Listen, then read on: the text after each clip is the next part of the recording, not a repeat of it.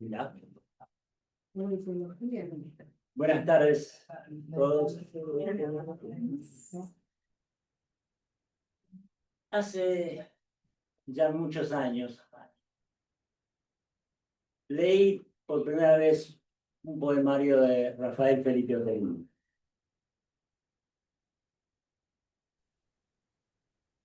Al leerlo sentí, y voy a usar una analogía radiofónica, sentí que sintonizaba la frecuencia de sus versos. Y noté después que esa sintonía continuaba en sus próximos libros, con sus próximos libros. A diferencia de lo que ocurre con muchos otros poetas que nos acompañan a lo largo de un tramo del camino de la vida y que luego dejamos atrás, la obra de Oteriño para mí no envejece y me ha acompañado a lo largo de todo el camino de mi vida. Me ha acompañado incesantemente. Al volver a sus páginas, encuentro una y otra vez el mismo renovado asombro, la misma frescura que descubrí en aquellas ya lejanas primeras lecturas. Algo parecido me ocurrió con sus ensayos. Aparecen aquí, sí, el que está diciendo. aparecen las que me reconozco. Me está presentando. ¿Querés que te lo mande? Que me hubiera gustado escribir a mí. Es por estos motivos que la obra de Rafael Felipe Oteriño empezó a formar parte, gracias a la gentil aceptación de Berta Bilbao Richter, de las clases que doy en la diplomatura y en el seminario, en la Universidad Nacional de Villa María y en la SADE. Y es por este motivo también, es por estos motivos también, que la obra de Rafael Felipe Oteriño inspiró un ensayo que escribí y que se publicó gracias al apoyo de la Fundación Argentina para la Poesía y de Lidia Vinceguerra y su editorial. El ensayo se titula Leer a Rafael Felipe Oteriño para volver a sentirse humanos. Y aspira en sus páginas, aspiro en sus páginas. ¿Por qué elegí ese subtítulo? Para volver a sentirse humanos. Se trata de una aproximación a la obra de Rafael, una puerta de entrada nada más a un vasto edificio que cada lector recorrerá según su propio criterio. Estas son algunas de las cosas que la obra de nuestro poeta y ensayista ha generado. Y quise ser breve y voy a terminar aquí, porque lo importante está por venir. Y lo importante es que todos aquí, virtual o presencialmente, vamos a tener la oportunidad de asistir a una nueva clase a cargo de este notable poeta y ensayista. Okay. Bueno, gracias, Osvaldo. Gracias, Berta. Bueno, las tareas de un presentador siempre están llamadas a ser generosas y abundosas, abundantes, porque, Bueno, con el caso de Osvaldo, lo que no se trata de otra cosa que de afinidades. O sea, ustedes pueden perfectamente, legítimamente relativizar las palabras. Son fruto de la generosidad y de la amistad. Cuando él me habla así, parece como una obra hecha, en fin. No es lo que yo exactamente siento. Si miro hacia atrás, tengo un montón de libros, creo que son 13 libros. Pero claro, los libros de poesía, ustedes son poetas, la mayoría, y si no son narradores, saben que al cabo de una vida, bueno, se van sumando los textos y uno puede, con más o menos suerte, asistido por mayor o menor suerte, ir publicando. Pero un libro de poesía normalmente es breve. Ustedes vieron, hoy acabo de recibir el último libro de poesía editado por Guerra de Santiago Kovadlov, y lo conté, realmente un libro muy cálido, 24 maneras de, algo así, el título exacto no lo tengo, Variaciones sobre una misma voz. sobre una misma voz.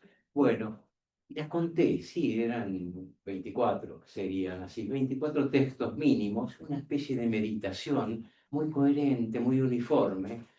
Pero si lo pensamos, un narrador tendrá todo el derecho de decir, bueno, es poquito, es cierto, porque un libro de poesía son 50 páginas, son 80 páginas. Pueden ser los célebres 20 poemas de amor y una canción, el de Neruda, pueden ser 21. O sea que es poco en dimensión física, pero es muy rico en intensidad existencial. Hoy por eso, para empezar un poco estas, llamamos clases, un poco prestigioso esto de llamarle clases, son reflexiones que hago ante ustedes y gracias a ustedes, que son los que me desencadenan un poco este proceso reflexivo acerca de la creación poética. Hoy casualmente pensaba, vamos a empezar a hablar sobre, diciendo que las leyes físicas, que algunas leyes físicas también operan en la creación. Y vamos a ver que la creación en narrativa es sustancialmente distinta a la creación en poesía. En narrativa podríamos decir que la creación tiene un carácter centrífugo, o sea, tiende hacia afuera. Ahí hay reflexiones de Pérez Reverte, de Mario Vargas Llosa, del propio Borges, que dicen como que internarse en una narración, que puede ser un cuento, que puede ser una novela, es como estar en un tiempo continuado, un tiempo prolongado, en el cual uno vive en una inmersión. Es como tirarse al agua y estar ahí dejándose llevar por las olas y un poco tratando de guiarse uno en la dirección impresa. En cambio, en poesía no es así. La poesía opera una fuerza de alguna manera centrípeta, o sea, tiende hacia adentro.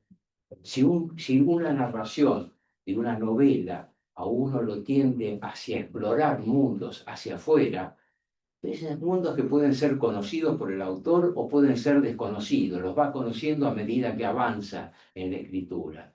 Pero en la poesía no, es una fuerza que tiende hacia adentro, no tiende a uno a sacarlo de sí mismo, sino a introducirlo más profundamente en sus fantasmas, en su yo más subjetivo. Por eso la labor de un narrador a veces es un poco más previsible, un poco más explicable en cuanto a trabajo.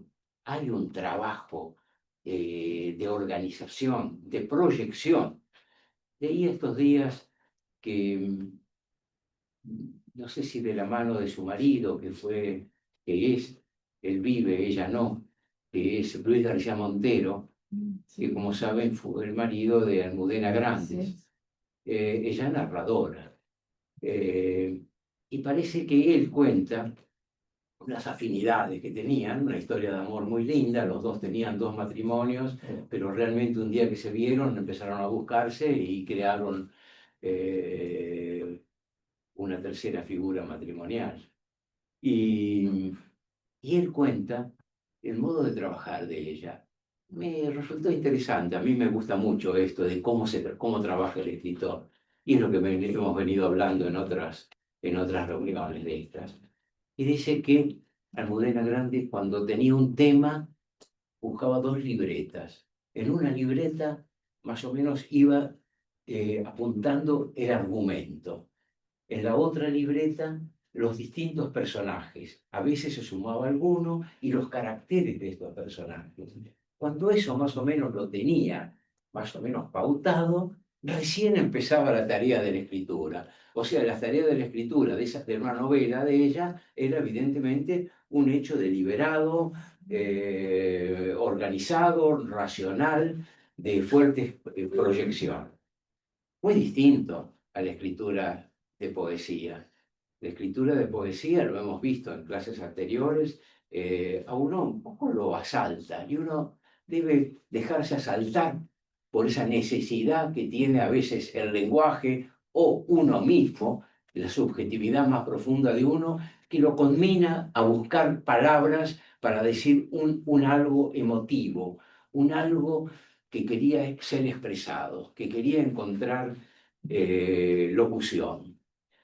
Evidentemente son dos mundos distintos. Una fuerza centrífuga que tiende hacia afuera, una fuerza centrípeta que tiende hacia adentro. Pienso en cuanto a esto de las libretas de Almudena Grandes y me acuerdo de un gran amigo mío que me gusta mencionarlo porque fue un espléndido poeta argentino, un poco, unos 11 años mayor que yo, ha muerto ya hace más de 10 años, 15 años, Horacio Castillo. Es un poeta neoclásico, eh, muy interesado por la cultura griega, aprendió griego prácticamente solo, era un notable lo que es las ganas, porque el mundo griego le apasionaba, esos dos enfrentamientos del orden y el caos, del eros que motivan tanto la literatura.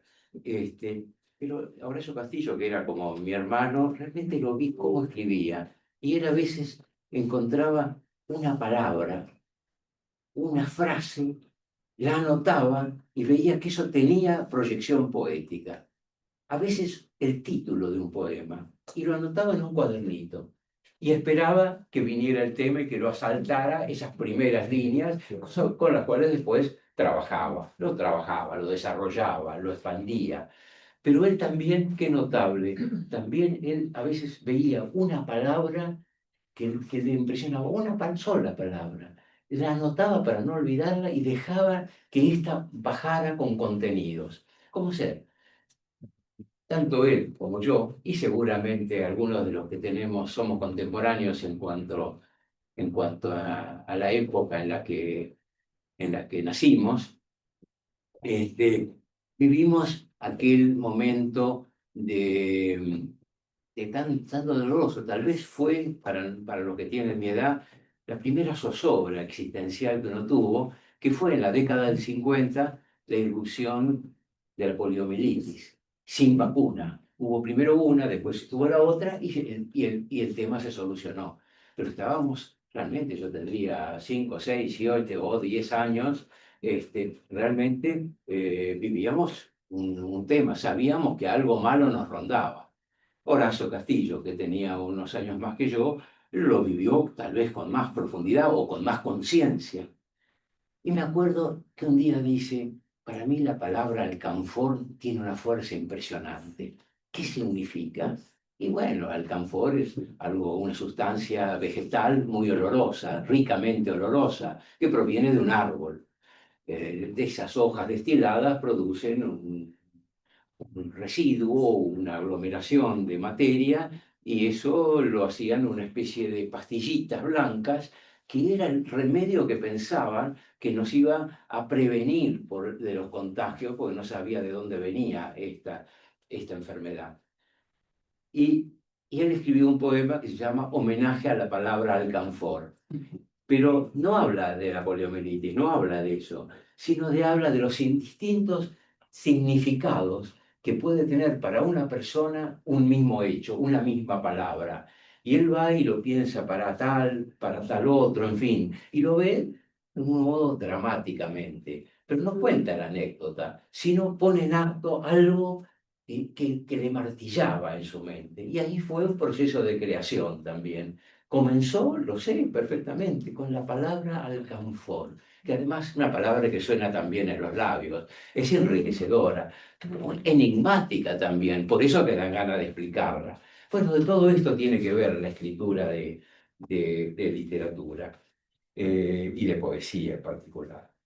Eh, eh, Ahora, hay un punto en que tanto la pulsión que nos lleva a la narrativa como la otra pulsión que nos lleva a la escritura se aunan.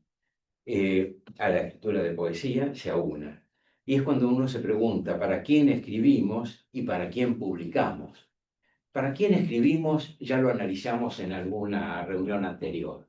O sea, vimos inclusive las expresiones más nobles de por qué escribir y también las más profanas, más livianas, pero si el resultado es bueno, importa. Es decir, en la medida que nazca un buen poema, no importa. Puede ser de las más nobles, como decía Dylan Thomas, porque estoy enamorado de las palabras, porque sé que en ellas contienen vida. En los blancos y los negros, en su morfología, hay un horizonte de vida y eso me lleva a escribir. Y también está lo otro. ¿Y por qué? Porque quiero prestigio, porque quiero que me reconozcan como poeta, porque quiero seducir a una chica, en fin, cada uno de los motivos pueden ser variados. Y pueden ser válidos en la medida que el resultado sea valioso, o sea, dé lugar a una pieza verbal con contenido artístico. De eso se trata el poema, una pieza verbal artística y artística. Y esto de artístico también podría ser cuestionado. Algunas dirán, ¿y por qué tiene que la literatura ser artística? Y bueno, está dentro de las artes la literatura. O sea, de los quehaceres que al hombre lo llevan a construir figuras, en un caso verbales, en otro caso serán físicas, como el escultor, para dar forma a algo que ellos sienten que estaba inexpresado. Eran formas que no estaban y que ellos se ven en la necesidad, o nosotros nos vemos en la necesidad de darle forma. Entonces, si lo primero habíamos analizado por qué uno escribe, y bueno, tanto sea narrativa como poesía, escribo para mí, por motivos absolutamente subjetivos. Eso cada uno lo sabe. Aun cuando ese escribo para mí me proyecta hacia los otros. Escribo tal pieza porque quiero enamorar a aquella chica o porque quiero que me incluyan en una antología. Bueno, en el fondo ahí está pivoteando una primera persona singular, ¿no? Hay un yo que está ahí motivando la escritura. Pero voy a agregar dos respuestas más a la larga lista que ya vimos en alguna reunión anterior, como digo. Y una proviene de Alberto Girri. Alberto Girri es un escritor hoy menos leído, yo lo menciono porque estuvo en la etapa de mi formación. Era un hombre que en medio del escenario rico de la poesía neorromántica de los años 40 y del surrealismo de los 50, que era el horizonte que yo tenía ante mis ojos cuando me formé, aparece una voz seca, una voz de un pensador, de un intelectual que secaba el lenguaje. Pero hay que ver que en él había un antecedente, y el antecedente estaba en Borges. Ese Borges poeta, no el de los tres primeros libros, que en realidad es aquello cuando Borges viene de España y trae el ultraísmo. No, el Borges de los años 60 para acá, cuando ya Borges está ciego, y al que el lector general decía, no, es muy oscuro, a Borges no se lo entiende, no sé qué nos dice. ¿Por qué? Porque Borges tenía un lenguaje cerebral, intelectual, un rigor de pensamiento había en su poesía, no un lirismo puro, sino que había un lirismo pero un lirismo empujado por el pensamiento, por la razón. Bueno, Alberto Gil, de alguna manera, estira la cuerda de esa poesía de pensamiento. Y él dice, escribo para inventar un lector. Notable, porque está hablando de una orfandad. O sea, él es consciente que su poesía no llegaba a un público. Es un hombre muy agradable, era un hombre, un caballero realmente, un hombre nacido más o menos en 1920, 25, muerto en 1990, antes del 2000, más o menos, por ahí. Muy elegante, muy cordial, que tuvo una buena asistencia para colocar su obra, que fue, por un lado, el diario La Nación, que le publicaba en el suplemento literario permanentemente. Y por otro lado, que de alguna manera había algún vínculo así eh,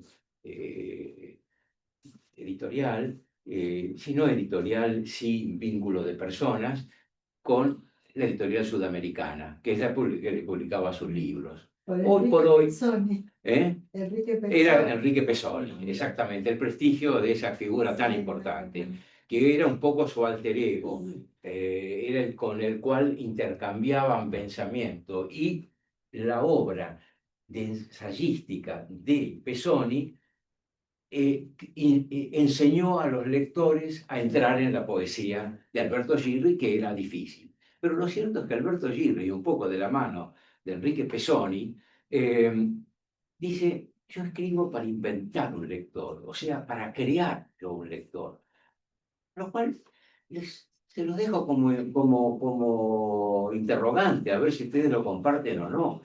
Uno puede saber si tiene un lector. A veces que yo otras simpatías como la de Osvaldo, la de Berta, la de ustedes, bueno, me hace pensar que por ahí algún lector tengo. Pero el tema sería si uno tiene la orfandad, la necesidad, la sensación de que no tiene un lector. Y entonces uno trabaja para crear ese lector. Estos son temas un poco borgianos. Borges como ser inventa a su precedente. Borges, cuando más o menos ya está, o es una figura madura, como poeta reanuda la poesía, retoma la poesía en 1960, cuando ya tiene 60, 61 años, con el libro El Hacedor. Borges, en el prólogo, hace un prólogo en el cual hace que ese libro se lo va a dedicar a Leopoldo Lugones. Y dice, pero claro, hace todo un recorrido como diciendo que se lo llega a la biblioteca del lector y del maestro y se lo va a entregar. Pero claro, Lugones ya ha muerto. Pero con eso, él lo está haciendo, es creando un precedente. ¿Cuál sería? La figura anterior, de la cual él viene a ser el continuador. Es toda una operación de autor, de creación. Crear la fuente de donde uno viene. Eso, o sea, son operaciones intelectuales, las cuales uno también, cuando hace una obra literaria, puede perfectamente interesarse por estos aspectos. ¿A dónde va su obra? Y si uno no sabe a qué lector va, bueno, empieza a preocuparse en formar ese lector, darle pistas a ese lector para que pueda acceder a su poesía. Y después habría otro común denominador, que es también escribo para someter lo escrito al juicio de un lector imaginario. Y aquí vamos a coincidir. ¿Cuántas veces nosotros, los que escribimos, cuando terminamos un libro o un poema o tenemos un contenido inédito todavía, pensamos en algún autor idealizado que tenemos, algún lector idealizado? ¿Qué dirá este? ¿Qué pensará este autor de mi poesía? Y a eso lo ayuda a corregir, lo ayuda a mejorar el texto, a darle una dirección. Yo por caso, durante mucho tiempo, conocí una figura bastante, una suerte tutelar de la poesía argentina, no tan conocida como Borges, por supuesto, mucho menos, pero que los escritores lo conocen. Tenemos referencia, todos tenemos referencia de él, que es Raúl Gustavo Aguirre. Una figura realmente muy cálida, muy reflexiva, que tuvo un protagonismo importante en la década del 50 al 60, 1950, 1960. Él publicó durante esos 10 años una revista que se llamó Poesía Buenos Aires y que ayornó la poesía argentina. Más bien le puso límites al neorromanticismo, muy fecundado por la generación española del 27, o sea, neorromanticismo, una poesía espléndida, pensemos de alguna manera, la de Hernández, la de Salinas, o sea, esa poesía espléndida, pero que ya después de la Segunda Guerra Mundial, y ya era tan hermosa que se sentía que no estaba expresado el tiempo presente. Y aparece entonces, un poco en la Argentina, aparece el surrealismo, que había nacido en Francia y en Bélgica, el surrealismo, y llega acá. Pero lo cierto es que este Raúl Gustavo Aguirre, con la revista Poesía Buenos Aires, lo que hace es un poco bajarle la cortina, pero dar por bien cumplido en la etapa de aquella poesía neorromántica de los años 40, que hacía sonetos, que hacía una poesía, la que espera el lector común. O sea, esa que enaltece una figura, que musicalmente es muy rica, que es muy compartible, pero que ya está hecha. Y entonces había que hacer otra. Bueno, yo durante mucho tiempo tuve como figura así tutelar, sin consultar, porque él también en los años 83 murió Raúl Gustavo Aguirre, y yo muchas veces pensaba, ¿qué pensaría de este poema Raúl? A veces lo hago con mis amigos, mis contemporáneos. ¿Cómo verán este poema? O sea, uno también a veces escribe pensando en un lector. Escribo para un lector que puede ser real o imaginario, si es que ya no está. Y todo esto es válido. ¿Por qué? Porque se trata de crear una pieza verbal que debe sostenerse después sola. Cuando uno la publica y la lanza, esa pieza verbal debe tener su propia dinámica y moverse sola. Y entonces hay que someterla a prueba para que pueda subsistir fuera de uno. O sea, no estar uno sosteniendo su libro, a ver si anda solo. Entonces, si decíamos, para ir cerrando este capítulo, ¿para quién se escribe? Uno escribe para sí. ¿Para quién publico? Publico para un lector. ¿El lector es real o el lector es imaginario? ¿O es un lector que uno quiere inventar para que exista ahí cuando uno siente que no lo tiene? Ahora, entonces, ¿esto a qué nos conduce? Conduce al protagonismo de la forma. Al poema hay que darle forma. ¿Qué es la forma? Bueno, la forma puede tener una definición muy más estricta, que sería lo estructural del poema, o sea, lo visible, con lo que uno se encuentra. Pero podríamos darle una latitud mayor, y que la forma también tiene que ver con la disposición del poema en la página, si tiene estrofas o no tiene, los recursos literarios que uno utiliza, el ritmo que uno le imprime, cómo se organiza todo esto y lograr con ello posibilitar la posibilidad de que el poema sea un lugar de encuentro con el lector. Ahí está, la forma. La forma realmente es muy importante. Así como un filólogo diría que la gramática es la estructura del pensamiento, porque más o menos en forma unánime se sostiene que no hay pensamiento fuera del lenguaje verbal.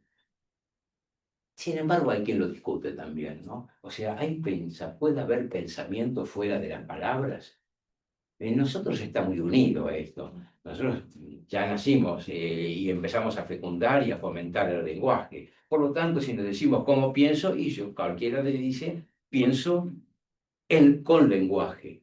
Sin embargo, para decir que el pensamiento, que ya serían intuiciones, reverberos, a veces se tienen sin lenguaje.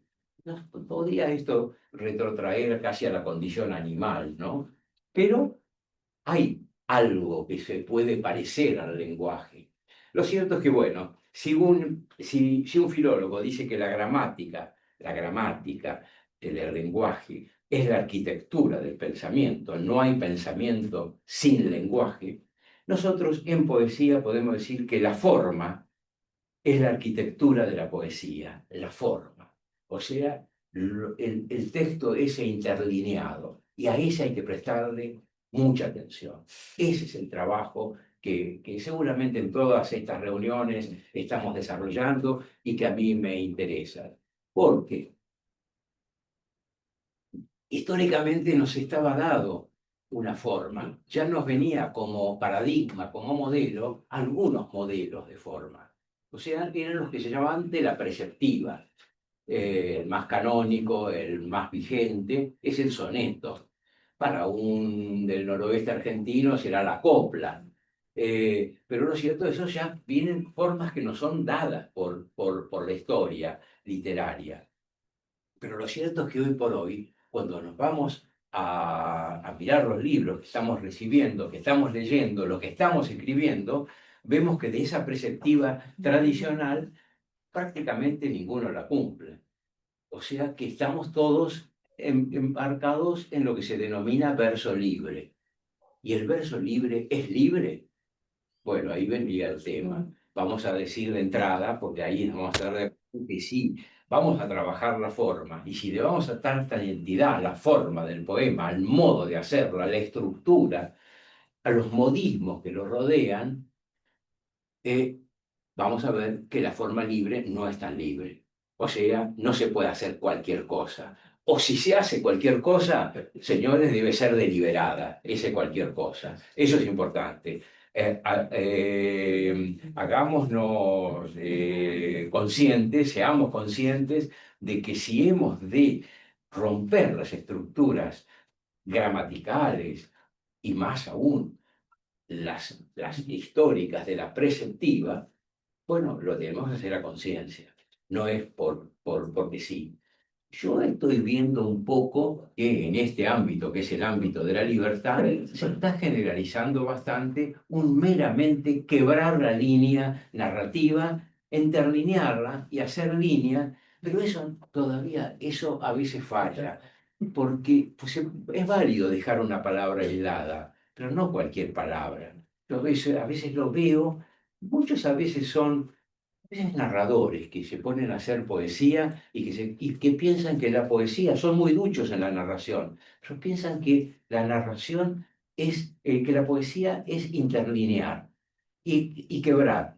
No, señores, eso es un cuento interlineado, no es poesía. En poesía, cada verso debe tener una entidad propia, aunque sea abierto, aunque produzca un encabalgamiento, que saben, el cabalgamiento es cuando una frase se interrumpe en un verso para continuar en el segundo, pero eso debe ser deliberado cuando se lo hace. ¿Por qué? Porque se quiere dejar relampagueando a esa palabra desnuda que pide continuidad en el verso siguiente. O sea que entonces la forma es todo un tema y hay formas cerradas y hay formas abiertas. Hoy por hoy, como estoy diciendo, estamos todos escribiendo en formas abiertas. Y esto nos lleva entonces a retomar algo que en la última clase dije, fueron 3 o 4 frases a las que voy a agregar otra más con respecto al tema de la forma. Una, la de Eliot, que es la primera que estamos de acuerdo. Ningún poema es libre en su composición. O sea, aún aquellos de verso libre no son tan libres, porque imponen una exigencia. Ese verso libre debe ser deliberadamente libre, no casualmente libre. Aunque bueno, a veces el fruto de la inspiración nos regala versos muy bien hechos en tono libre. Pero lo cierto es que acá lo que importa es un compromiso y una atención. Esta sería la regla. Ningún poema es libre en su composición. La otra frase es de el poeta Odell, que también la dije la clase pasada. Él se tira por el lado de la exigencia formal, porque dice, benditas sean las reglas métricas que impiden las respuestas automáticas y que nos obligan a pensarlo todo dos veces. Es interesante, porque la exigencia formal, en verso con preceptiva, pues, preceptiva en cuanto a métrica y preceptiva en cuanto a rima, nos exige un trabajo intelectual. Tenemos que pensarlo, porque no podemos poner cualquier rima, ni podríamos en cada verso, para lograr la rima, repetir la misma palabra. Tenemos que buscar otra, pero que además sea conveniente a lo que estamos diciendo. Entonces, este tema de benditas sean las reglas métricas, porque impiden las respuestas automáticas y nos obligan a pensarlo todo dos veces, es una buena lección.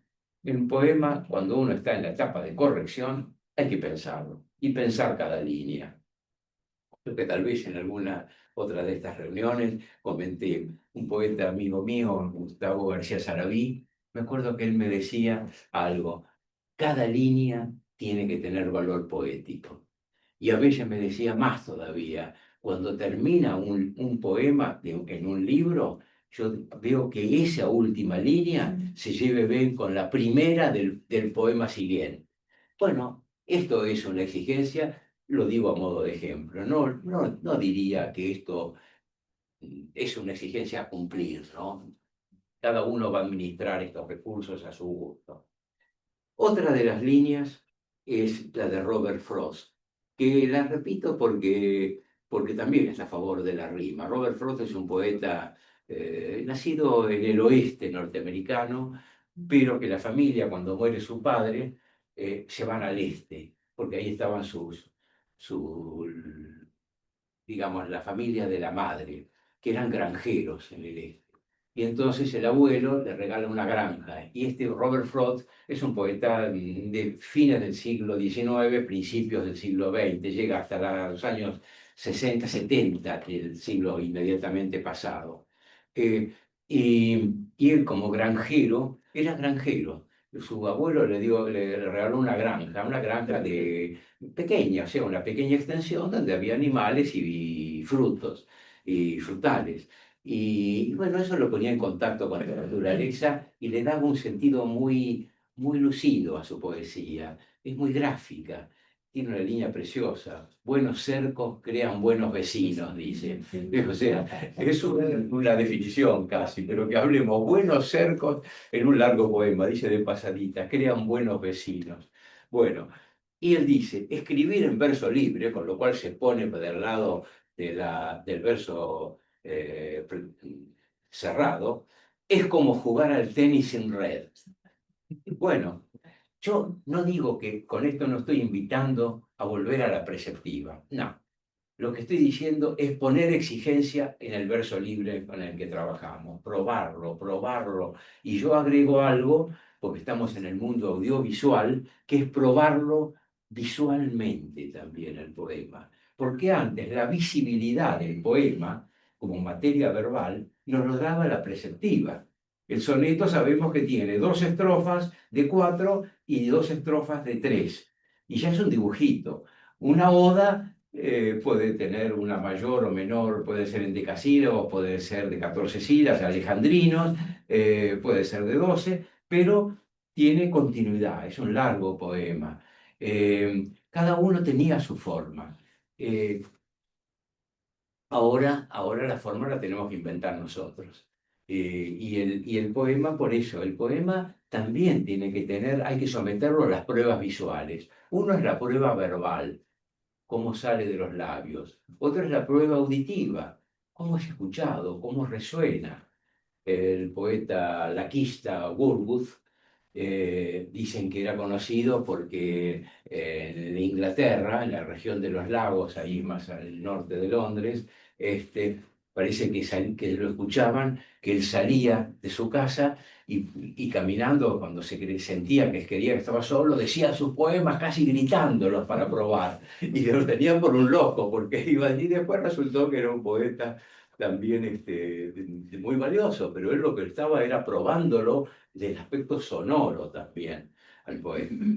Lo cierto es que ahora cada poeta crea sus propias reglas. Esto es lo cierto. Pero yo pido, creamos nuestras propias reglas, pero con rigor, con exigencia. Hay un poema por ahí en el que se llama La Poesía, un poema muy larguito, muy racional también, en el que yo tengo unas líneas que dicen, cada poema crea sus propias reglas y cada poema destruye esas reglas. Cada poema es un sacrificio, termina el poema diciendo. ¿Y por qué? Porque es un día bueno, llegué a esa advertencia, que verdaderamente uno es libre de crear sus propias formas, su propia forma, pero también que esa forma a veces uno la cierra y no sirve para otro, es forma de uno. Y ahí tendremos que hay algunos que se sienten cómodos en el verso largo, el verso expandido, hay otros que se sienten cómodos en el verso enjuto, así en un verso casi gótico. Bueno, es válido.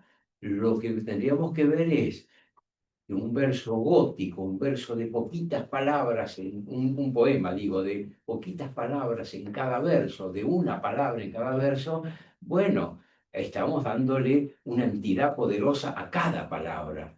Entonces, ahí tenemos que lograr ver si el pensamiento que está dentro del poema se corresponde con esa construcción. En cambio, un verso largo así, permite más desplayarse en lo contado. En cambio, el otro, tal vez en lo pensado. Porque en los poemas que hay, canto, puede haber cuento, se cuenta algo, puede haber situación dramática también, y puede haber pensamiento. A veces un verso gótico, un verso así, está contenido un pensamiento. Eh, bueno, es la elección que debemos hacer como creadores. ¿Cómo entonces uno crea su propia forma? Bueno, revisando, adoptando la medida del verso. ¿Cómo? Usando o rechazando el uso de estrofas. La estrofa, pues la perspectiva nos indicaba cómo era, ya estaba, pero ahora que nosotros creamos nuestras propias formas, a veces podemos hacerlo todo en continuado, o vamos a elegir estrofas. Bueno, las estrofas tienen que ser, esas separaciones tienen que tener una lógica, tienen que ser por algo. En cada estrofa tiene que haber alguna idea, alguna imagen, y después que a la siguiente otra. Puede ser que estén cortados los nexos, pero no importa, el poema se va a componer en la cabeza de uno y en la página. O sea que todo en el poema también, desde el punto de vista de la cocina del escritor, puede ser deliberado. ¿A dónde tiende uno? Bueno, también en los títulos. ¿Se les pone título o no se les pone título? Ahora se le está poniendo títulos. Años, 20 años atrás, 30 años atrás, yo veía muchos libros numerados. Numerados. Eh, Hoy leía el libro de Santiago, puramente una estrategia editorial. Lo que hicieron fue poner en una página el título y el poema desnudo en la otra. Y funcionaba bien, porque cuando uno abría cada página, está el título a la izquierda y el poema solito a la derecha. Eran poemas cortos, ninguno pasa a la otra línea. Bueno, es una estrategia de composición, de eso se trata, composición. ¿Ustedes recuerdan cuando en la escuela, o ya no sé si en todas las escuelas fueron iguales, cuando venía el momento de terror y la profesora decía, bueno, saquen una hoja, vamos a hacer una composición? Y era el desafío de la creación. Había que bajar algo de la imaginación y ponerlo ahí sin falta de ortografía o con la menor cantidad posible y tratar de impresionar bien a la profesora que lo iba a leer. Bueno, y un poema que escribimos también es una suerte de composición cada vez que lo hacemos. Hay que cuidar ese detalle de la composición. Eh, ¿Hasta lograr qué? Bueno, hasta hacer que el poema puede visualmente funcionar como un ideograma, o sea, como un dibujo verbal. Algo está diciendo, significando pero no en un lenguaje inteligible verbalmente, sino que es una forma verbal que algo nos está impresionando. O también, alguno dirá, hacer del poema una partitura. Y ahí, cuando uno habla de una partitura, está pensando en el lector, porque el lector se va a adueñar de ese poema tomándolo como si fuera una partitura. Y le va a dar la latitud y la dimensión semántica que quiere el lector, porque el lector también es dueño del poema, como para hacerlo. O sea, si hablamos del poema, cuando lo hemos construido y lo dejamos ahí aislado, como un ideograma o como una partitura. Luego vendrá el abordaje que le hacemos como lectores, donde se desencadenan los sentidos, los significados. Lo anterior, el ideograma o la partitura, son signos, signos. Y yo repito otra vez más, no lo he encontrado tanto en otros que reflexiones sobre el hecho de la creación literaria, y yo creo mucho en la simpatía visual que debe producir el poema. Algo nos está diciendo.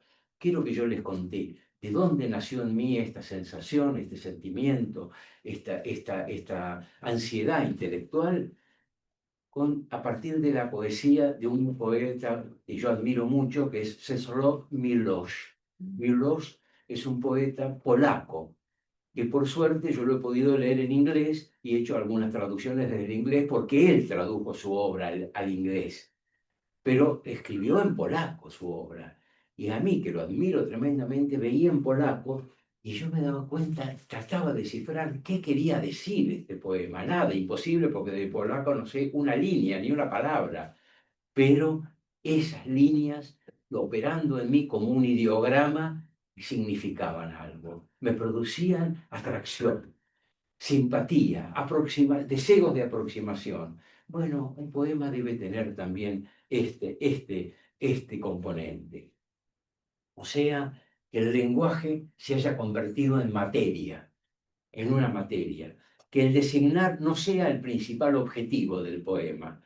Que el poema se diga a sí mismo, como una hechura, como una piedra, como el sol cuando nace. Que el poema, yo reclamo, pido que a veces lo trabajemos de esa manera. Un narrador nunca va a decir esto, porque un narrador está en el discurso, en la continuidad de las líneas. Pero nosotros que trabajamos con las palabras en el espacio, entonces podemos hablar de lograr que esa contextura física del poema puedan ser, operen como un ideograma, operen como una partitura, pero que sean como una materia verbal atractiva en sí misma. Bueno, o sea, volvemos acá a Dylan Thomas, que las palabras sean un universo. Solitas ahí las palabras desencadenan un universo. Y yo les voy a traer acá un recuerdo que es muy simpático y muy próximo a todos nosotros, porque si hay algo en lo que todos vamos a coincidir, es la figura de Antonio Machado. Se han cumplido ahora un aniversario de Antonio Machado, se lo ha celebrado en España, leyéndose el discurso académico que él no pudo leer, lo había escrito, pero no lo llegó a leer porque usted sabe que estaba en plena época bueno, de la Guerra Civil Española, y él como republicano, con su madre, se tuvo que ir, y ya después de padecer ese dolor entrañable que le dio lugar a tanta poesía, que fue su viudez de Leonor Izquierdo, que era cuando él fue como profesor a Soria, él fue a una pensión, él de 39, 40 años, y se enamora de la hija del dueño de la pensión, que tiene 15. Y es su mujer, pero ella muere a los 4 o 5 años de tuberculosis, 1920, por ahí más o menos. Él lo sobrevive con un gran dolor, toda su poesía sabe que canta ese amor y canta la tierra de Castilla, y es una poesía realmente hermosa, que nos toca el sentimiento y nos toca la piel casi. Eh, pero cuando él atraviesa la frontera española y pasa a Francia, o sea, atraviesa las estribaciones ahí de los Pirineos, y el primer pueblo al que va es a Collioure. Y en Collioure desfallece, muere. Y está ahí la tumba. Y yo la fui a ver. Es conmovedora realmente porque siempre hay flores. Está ahí, en la frontera en el pueblo de Collioure, el cementerio pegadito al pueblo, y ahí está, apenas uno entra, está la tumba de Antonio Machado. Y siempre tiene flores y devotos. Bueno, cuando él muere en Collioure, angustiado, vencido, dejando su patria, dejando su pasado, dejando a sus muertos, yendo con su madre inclusive, que muere inmediatamente, también después que él, eh, encuentran en el sobre todo unas líneas, un verso, como acá, si yo los reviso, ustedes seguro que tienen algún papelito anotado que por ahí es una factura de algún negocio y donde uno salvó 2 o 3 líneas. ¿Saben lo que dicen esas líneas de él? Estos días azules y este sol de infancia. Estos días azules y este sol de la infancia. Es un misterio, es un enigma, pero es un enigma absolutamente poético. Tiene casi la temperatura, eso, de ser una cita poética. Porque ahí estaría lo del ideograma descifrado o de la partitura compartida. Porque, ¿qué hay ahí? ¿Era una línea que él iba a incorporar un poema? No sabemos. ¿Esto iba a desencadenar un poema? Bueno, es un tropo literario.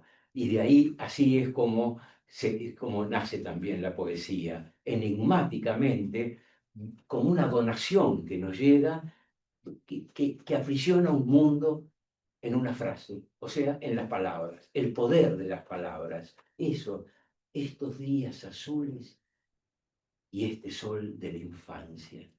Este sol de la infancia, un hombre que en ese momento tenía 60 años, 60 y algo, tendría 65 más o menos, 69 por ahí más.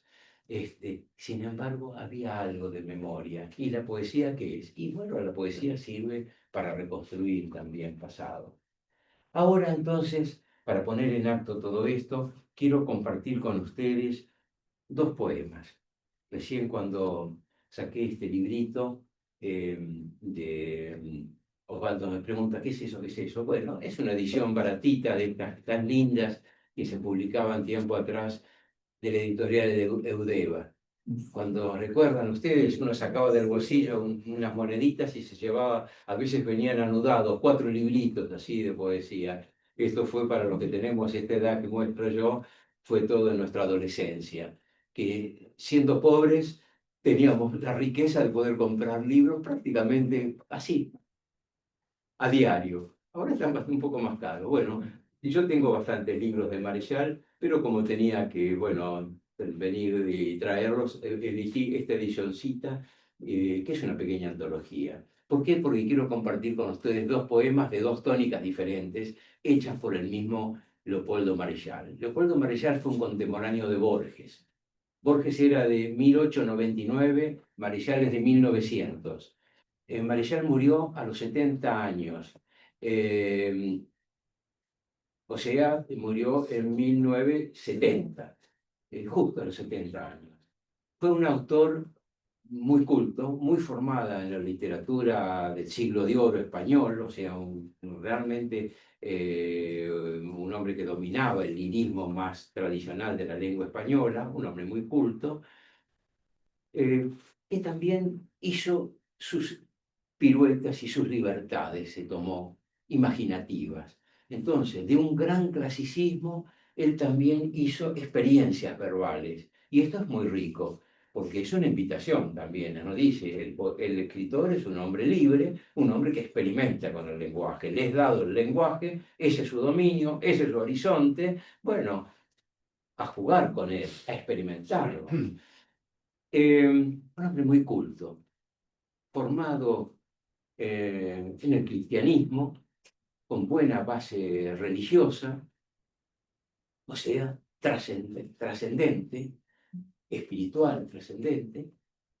algún protagonismo político también, porque él, un hombre de en el 50 tenía 50 años, momento realmente vital de una persona, ¿no? Es la primera vitalidad de una persona, porque hoy por hoy vamos a extenderlo, ¿no?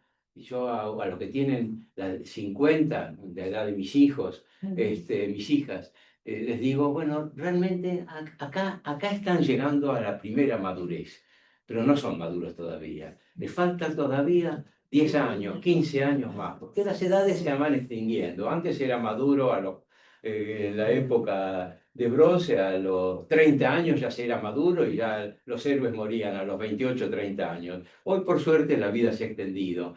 Pero bueno, este hombre en la década del 50 llega a tener un cargo político. Es director de cultura del gobierno de Perón, del gobierno de Perón. Y entonces, ¿qué ocurre? Cuando llega el 55,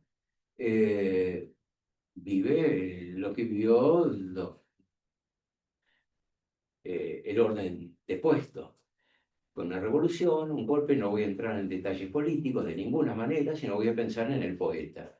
Y él vivió, por haber sido funcionario de un gobierno que es depuesto, él vivió un poco el ostracismo ese, medio como que no se hablaba, no se lo veía. Fue duro, siendo un hombre en ese momento de 55, 60 años, vean la vitalidad. Se llamó a silencio. En esos años yo lo llegué a conocer. El nombre, el prestigio de él existía, el nombre era conocido, pero no se lo veía, no actuaba en vida pública, no publicaba en los medios, estaba como su obra hecha, ya había escrito su gran novela, que era Adán Buenos Aires, una novela realmente que se tomó el coraje, hizo el coraje de más o menos hacer un remedio porteño del Ulises de Joyce. O sea, hay un héroe ahí, el Adán Buenos Aires, y con todas las libertades. Quien lo valoraba realmente fue otro desobediente de la narrativa, que fue Julio Cortázar, que de alguna manera implosionó la novela, ¿no? Con Rayuela implosionó, porque hizo que se le leyera de distinta manera, y bueno, eh, pero hay experimentación en la narrativa. Pero este hombre en la poesía tenía una poesía muy clásica y otra poesía muy experimental. Voy a leer esas dos experiencias poéticas. Una, la poesía más tradicional de él, que podría estar escrita en el siglo de oro español. La- el soneto del amor navegante. Para mí, este es uno de los casos. Yo con el número 2 no se la pego. ¿Cómo? El número 2 no se la pego. Claro. Pero en este poema, para mí es uno de esos poemas que nunca termino de descifrar. Y sin embargo, de un lirismo espléndido, perfecto, porque produce verdaderamente, es un enigma en sí mismo, pero es un enigma de gran belleza, porque no está el amado en el amante, ni el amante reposa en el amado, tiende amor su velamen castigado y afronta el ceño de la mar tonante. Llora el amor en su navío errante y a la tormenta libra su cuidado, porque son dos, amante desterrado y amado con perfil de navegante. Si fuesen uno, amor, no existiría ni llanto, ni bajel, ni lejanía, sino la beatitud de la azucena. Oh amor sin remo en la unidad gozosa, oh círculo apretado de la rosa, con el número 2 nace la pena. El poema es bellísimo, pero ¿lo entendemos cabalmente? ¿Qué está diciendo? Con el número 2 nace la pena. Vemos que el poema celebra el amor, lo enaltece, pero a la vez dice que el encuentro empieza el dolor, empieza el dolor. En cambio parece que en la unidad gozosa se lograría la beatitud de la Azucena, o sea, esa belleza unitiva. Bueno, ahí está la poesía, una poesía transparente, pero enigmática, que nos gusta, que nos seduce, pero que no nos da un contenido explícito. Hay como una narración, pero que se cierra sobre sí mismo. Señores, esto es válido, esto es lirismo. Esto es lo que se llama exactamente lirismo, una realidad subjetiva, puesta a consideración del lector, que la repite, que le buscará su sentido, que la lleva como música en los oídos, pero que su significado puede estar una vida entera para descifrarlo. El otro poema de eh, Leopoldo Marechal es un poema más narrativo, donde hay, si en aquel lo que había, en este anterior había canto,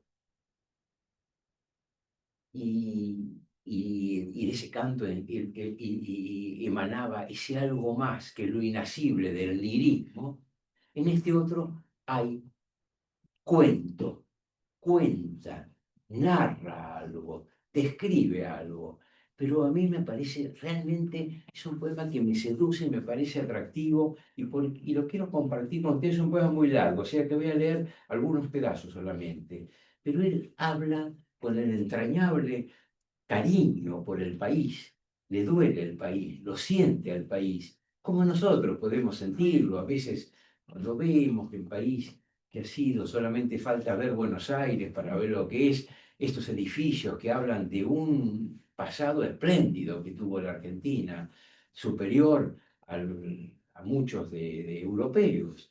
Logró un momento y de golpe cuando nos hablan que hay 50% de miseria, de pobreza en el país, que la mitad o más de la mitad de los niños comen mal, que el alfabetismo se está perdiendo, que está creciendo el analfabetismo, cosa que Sarmiento había logrado, que el país de América que primero logró alfabetizar a su población fue la Argentina. A uno le duele el país. Y, y acá yo lo veo un sentimiento auténtico en este hombre de dolor. Y en el poema, en el libro, El Heptamerón, en un capítulo que se llama La Patriótica, él habla del descubrimiento de la patria. Y vean de qué manera más simpática habla de lo que es el crecimiento, la hechura de este país con la mano del extranjero que vino, las inmigraciones que vinieron, de las cuales descendemos nosotros. En mi caso, mi apellido es de origen gallego, el tuyo es de origen italiano, todos de alguna manera, y habrá algunos que vendrán por migraciones internas o también de los nativos. Es poco lo que hay de nativos en la Argentina, porque no es como en México o como en Perú, donde hubo una mixtura mayor. Acá realmente es menor. Recuerdo algún sociólogo que alguna vez que tratamos este tema en alguna mesa del libro, me dice, ¿dónde están nuestros nativos? Y bueno, a veces en las provincias, cuando cambia un poco el color de piel.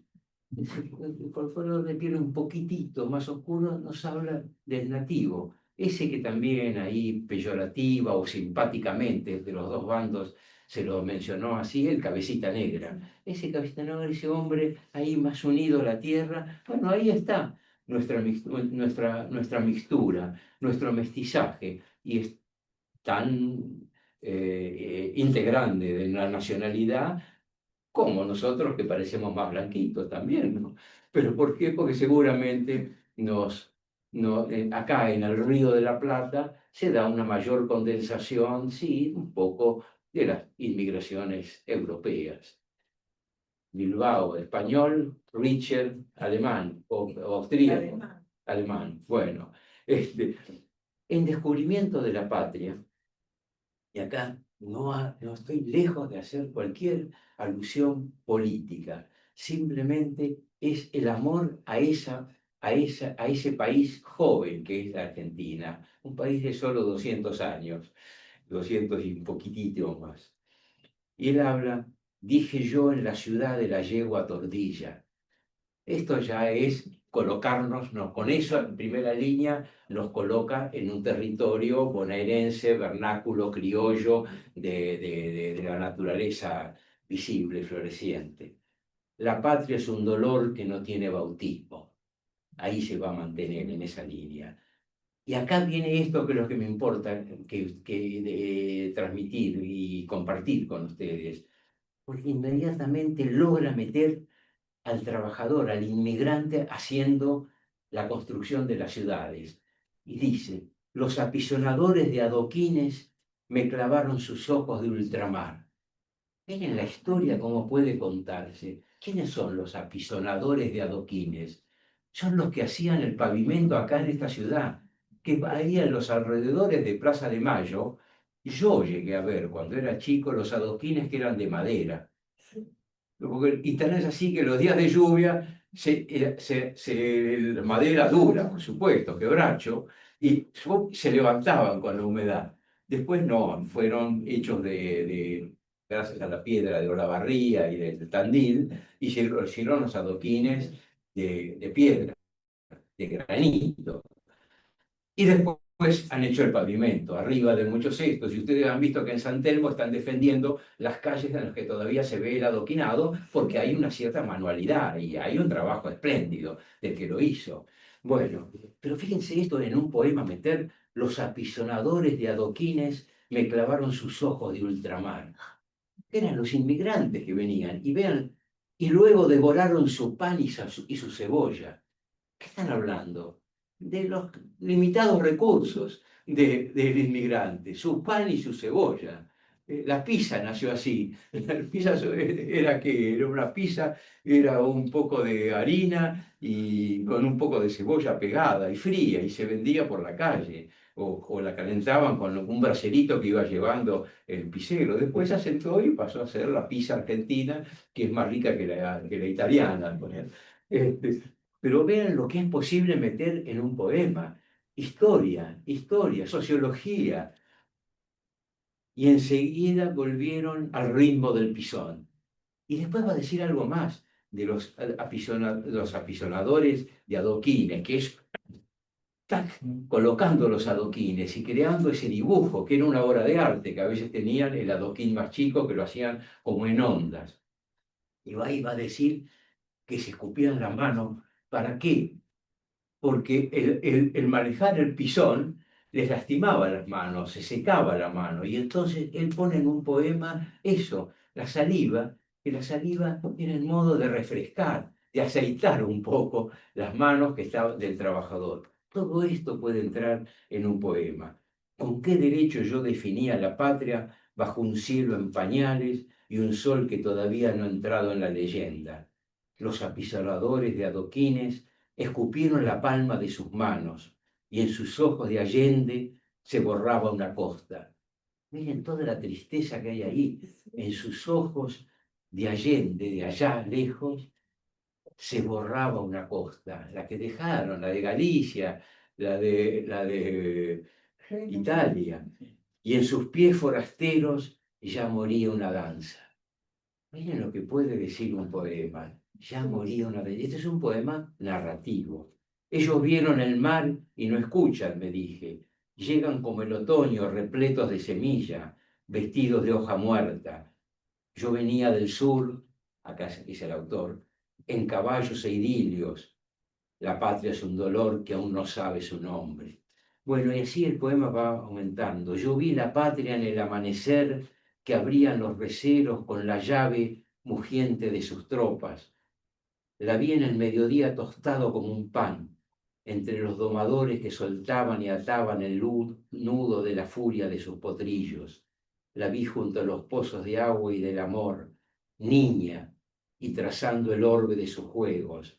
Y la vi en el regazo de las noches australes, dormida y con los pechos no brotados aún.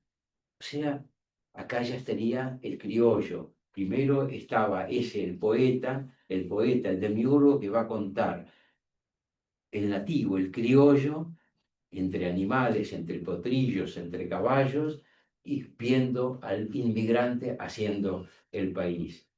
Bueno, y continúa el poema, y ahora ya termino con esto.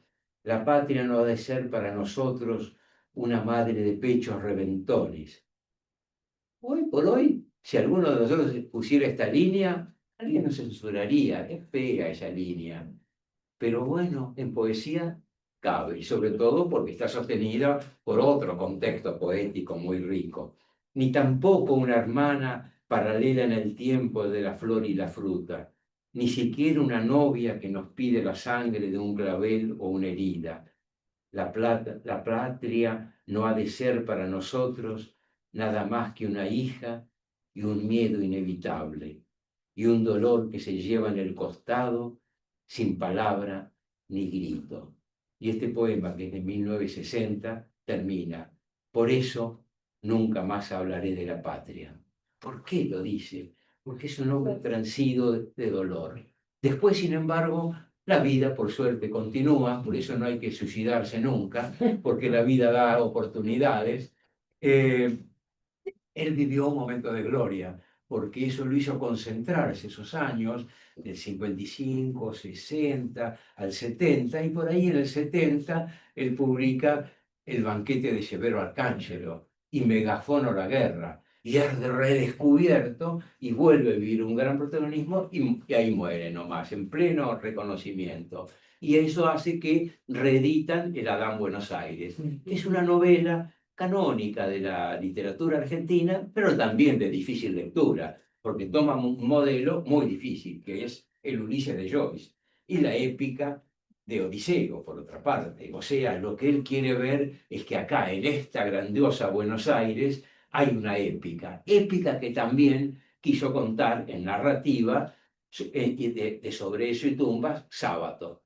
O sea, que ahí ya ellos estaban en esa idea, que era la del comienzo de estas palabras, cuando empecé hace un rato, que era a escribir una novela es tirarse a un mar duradero, prolífico, riquísimo, que no sabe uno hasta dónde lo va a llevar.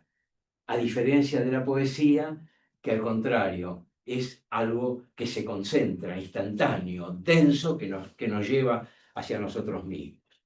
Por eso entonces, como corolario, y después admito y espero la intervención de ustedes, les voy a decir que la poesía es un lenguaje, la forma de la poesía, pero es un lenguaje en estado especial,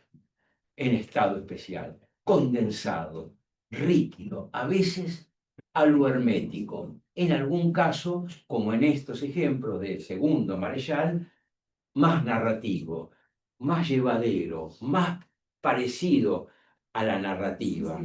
Pero sin embargo ustedes vieron que también en ese poema tiene cortes, porque en poesía es costumbre cortar los nexos a veces. ¿Para qué? Para formar estrofas densas, contenidas.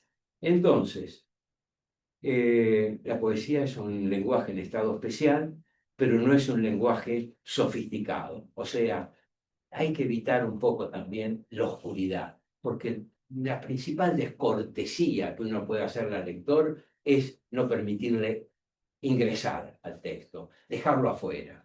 Entonces yo por eso pido tanto trabajo. Su mundo interior es un mundo denso, secreto, enigmático. Ni uno mismo lo sabe del todo y por eso escribe. Pero algo hay que hacer, y ese trabajo de la forma, para un mínimo de inteligibilidad como cortesía hacia el lector. Entonces, son las palabras de todos los días puestas a decir emotivamente, no lo de todos los días, sino otra cosa, lo que no estaba dicho. No lo mismo, lo convencional, sino en todo caso lo indecible. Y para ya terminar, porque también la poesía debe, a veces puedo pecar yo un poco de querer bajar contenidos eruditos, yo quiero algo muy refrescante. Y creo que he contado alguna vez que yo en mi trabajo tiendo de escritor, tiendo a una cierta densidad semántica a veces, pero cuando veo que me arrincono demasiado, me pertrecho demasiado en la oscuridad, trato de salir y volver a la claridad. ¿Por qué? Por cortesía al lector, inclusive para aclararme yo mismo lo que digo. Y entonces, en muchas épocas, yo acudía a un poeta muy porteño, algunos dirán más próximo al tango, no llegó tal vez a ser tangos, pero los poetas del tango sí bebieron de él, que es Raúl González Tuñón. El año que viene se cumplen 100 años del primer libro. Poeta realmente entrañable, pero no es la poesía que está al uso, es una poesía callejera, una poesía porteña, una poesía comprometida inclusive políticamente, porque él apoyó a la República Española. O sea, es de los poetas que se comprometieron con la República Española, que era toda una ideología. Pero más allá del aspecto, él en el fondo era más próximo al anarquismo que al comunismo, al anarquismo. O sea, la idea de que el hombre puede vivir sin sujeción del Estado, lo cual es difícil de compartir, pero esto nos llevaría a un tema de las ciencias políticas. Y yo quiero, para terminar, leer un poema que para mí tiene la dulzura de lo musical, el encanto. Ustedes saben que ahí, en lo que se llamaba, sí, en la continuación de la Avenida del Libertador, lo que es Paseo Colón, ¿no? Por ahí, frente a las galerías esas de Paseo Colón, estaba el Parque Japonés. O sea, un lugar, yo no creo que no lo llegué a ver, porque debe haberse acabado eso en los años, décadas 50, 60, como máximo habrá llegado. Pero ahí había todas las cosas que era la fiesta de tirar a los cartoncitos esos para ganarse algún premio, de la mujer barbuda, del enano, de esas cosas que hoy por hoy no serían, como exhibición, no serían toleradas, ¿no? Porque hoy hay una preservación de la criatura humana y un respeto entronizado socialmente. Pero bueno, en su primer libro, que se llama Violín del Diablo, de 1926, o sea que se cumple el año que viene 100 años, él tiene un poema que se llama Eche 20 centavos en la ranura, que es cuando se ve, bueno, a pesar de la sala sucia y oscura, de gentes y de lámparas luminosas, si quiere ver la vida color de rosa, eche 20 centavos en la ranura. Y no ponga los ojos en esa hermosa que frunge la promesa de promesas la boca impura. Eche 20 centavos en la ranura si quiere ver la vida color de rosa. El dolor mata, amigo, la vida es dura, y ya que usted no tiene ni hogar ni esposa, si quiere ver la vida color de rosa, eche 20 centavos en la ranura. Ustedes ven que acá hay una pequeña forma musical, graciosa, como un jueguito, pero realmente tiene ternura. Y esta ternura a veces me gusta encontrarla en la poesía que estamos escribiendo ahora. O sea, no hay que perder esa frescura, esa ternura, aunque esto es difícil poder hacerlo hoy. La época se ha hecho más intelectual, más acentuada. Pero yo quiero ver como otro ejemplo, ¿sí? La calle del agujero. ¿Cómo? Y otro poema que me encanta, La calle del agujero en la media. Ah, bueno, claro, claro, sí, exactamente. Bueno, o sea que la poesía es un universo de palabras, y tiene eso, concentrada, intensa y rápida para acceder a ella, nos vuelve un mundo. Nosotros que somos escritores, tenemos que tratar de lograr eso, pensar en el lector. Hay que pensar en el lector y hacer esa piecita verbal honesta que habla de un sentimiento compartible. Bueno, si quieren, intercambiamos lo que les parezca. Dice que Raúl González Tuñón le adjudican una frase que es: cualquier hombre puede ser un poeta, pero no es un poeta cualquier hombre.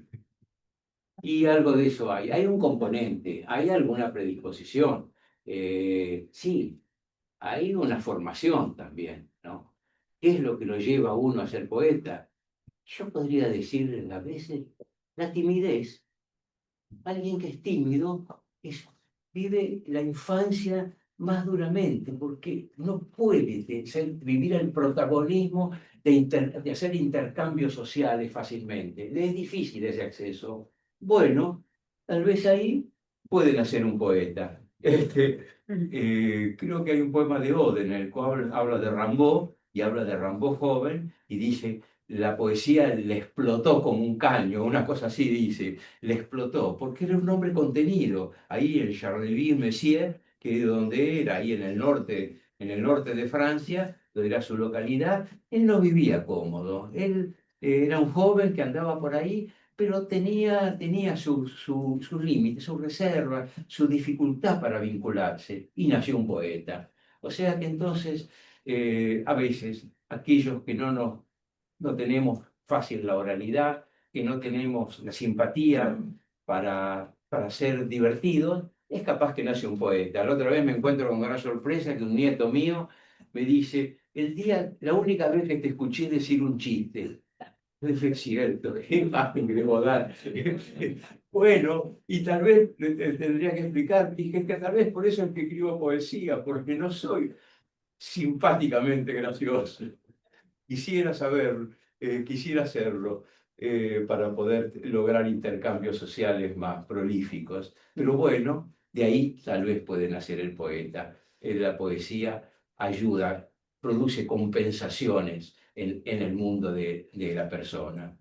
Lo que uno tiene lo prospera de otra manera, como materia verbal. Bueno, sí, Creo que acabo de vivir una sinestesia, porque cuando escuchaba las palabras de Arellano, con el segundo poema de la patria, quisiera ver las imágenes de Juanito Laguna, de Berni, despertó así una cosa visual que no tenía nada que ver con las palabras concretas que usó. perdón. No, Entre las dificultades de mis 80 años es que algo he perdido de oído. Sí. Decía que cuando escuchaba el poema de Arellano, Sí.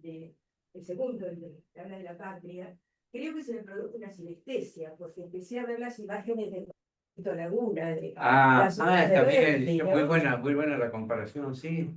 Bueno, ahí hay una continuidad, ¿no? En Berni, el pintor Berni, el plástico Berni, realmente fue a recoger de ahí, de las orillas, de los márgenes, de la basura, vio que había significantes que se convertirían también en significados.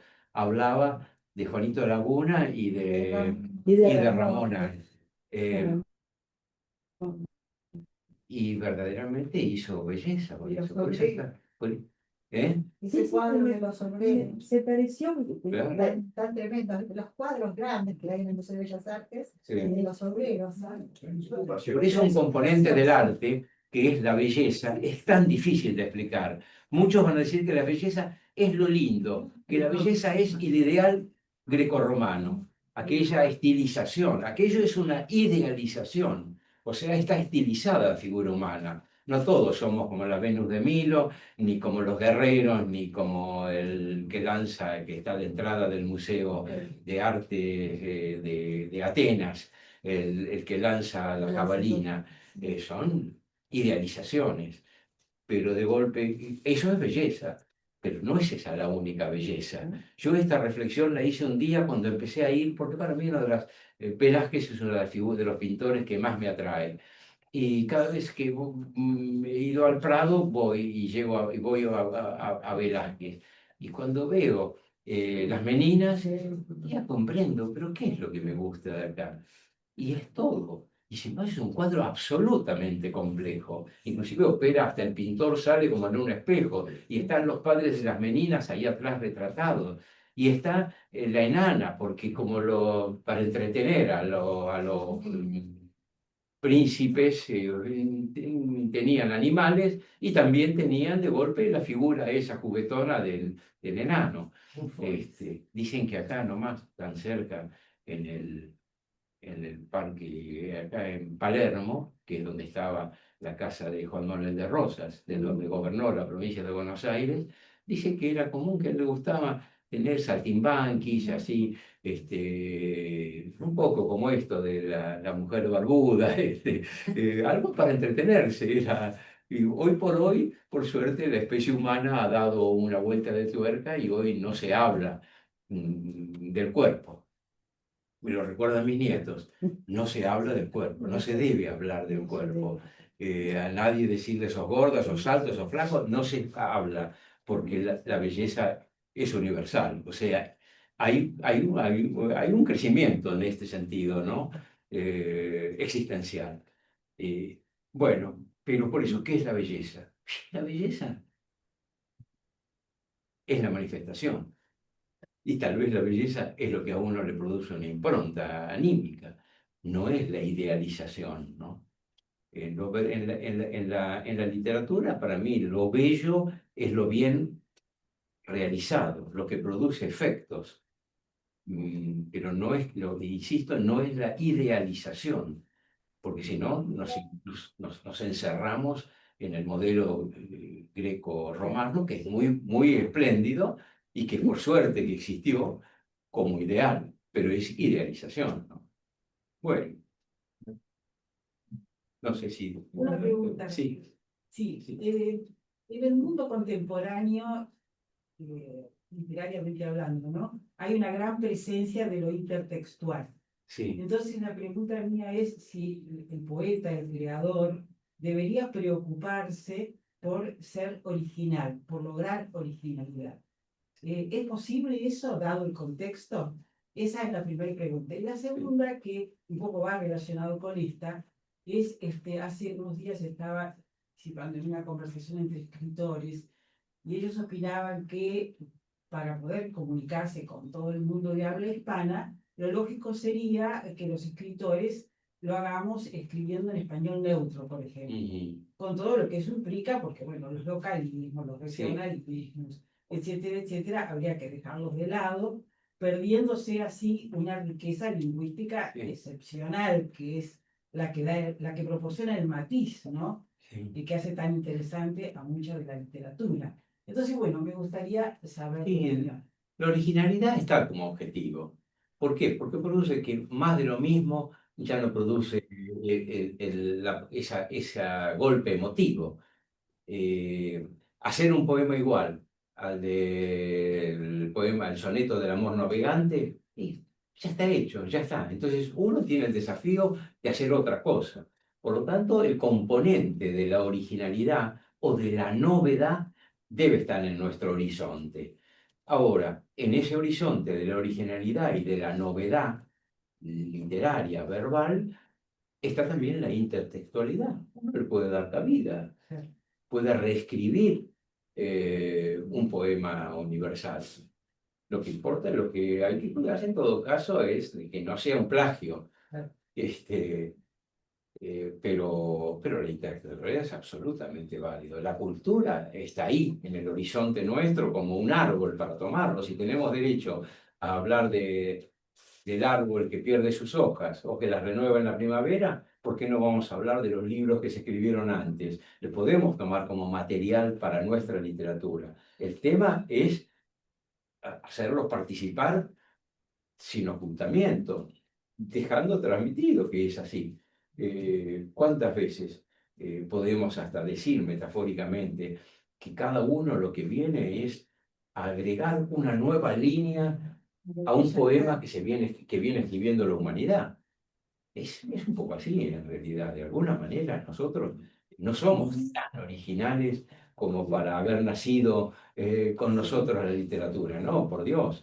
Escribimos como un desprendimiento de toda una historia cultural. Y yo creo que es bienvenido haber leído mucho. Ahora, hay algunos que a veces son un poco los profesores de literatura, de letras, que el profesor muy formado, muy buen profesor también, a veces cuando se pone a crear, no, le cuesta salir del modelo, le cuesta salir. Y eso, ahí es lo que diferencia. A veces el no letrado, el no formado, el no tan formado es más libre para crear.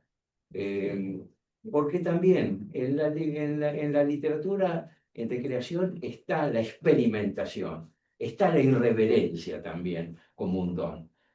Y a veces el muy formado no puede ser irreverente, porque yo no he visto en general muchos profesores así, destacados, encumbrados como tales, esos que dominan realmente la literatura o la gramática o la lingüística, que sean poetas así, tan atractivos. Porque a veces hay que ser medio bárbaro para ser poeta. Yo le digo, en la academia, le digo a los lingüistas, no, usted sabe que los poetas somos muy bárbaros. Utilizo eso en el sentido de extranjeros del lenguaje, irrespetuosos del lenguaje. Pero bueno, pero a veces así el lenguaje también se refresca de esa manera. Por eso, no digo que haya que tirarse de cabeza a las irrespetuosidades. No, soy bastante respetuoso de lo hecho y cuido el lenguaje. Pero creo que el ámbito de la creación es el ámbito de la libertad. O sea que ahí entra el derecho a las intertextualidades. Sí. Bueno, muy bien. Terminamos. Y hay una pregunta. Sí, había... Sí.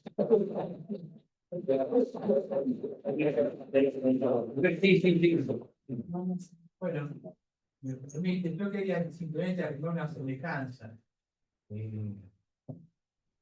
Y no que en la forma que uno adopta, realmente, obviamente, estamos pensando en el lector, pero yo nunca pude pensar en el lector hasta que no se terminó, ¿no? Porque uno está con la amistad o con el amor hacia la poesía. Simplemente tal vez es una obviedad. Siempre estamos pensando a lo mejor en como quieras. Pero bueno, eso es de un sentimiento, ¿no? Que no podemos escribir alejándonos de ese sentimiento, ¿no? Nos tenemos que conmover, de esa comunicación, ¿no? Quería agregar nada más, sí, seguir con otras especies, ¿no? Sí. Sí, son esos dos extremos, ¿no? Uno escribe para sí, pero uno publica para el lector. Claro, Esos dos. darle- Y estos dos componentes. ¿Quieres decir cuántos había en el Zucca? ¿Hiciste algo? Sí. Bueno. Un aplauso.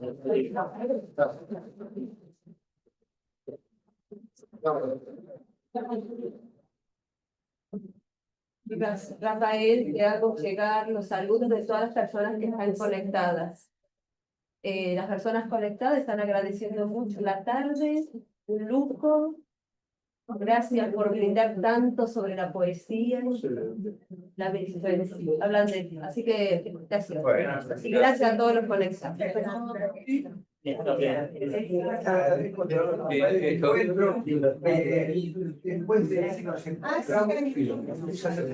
Sí.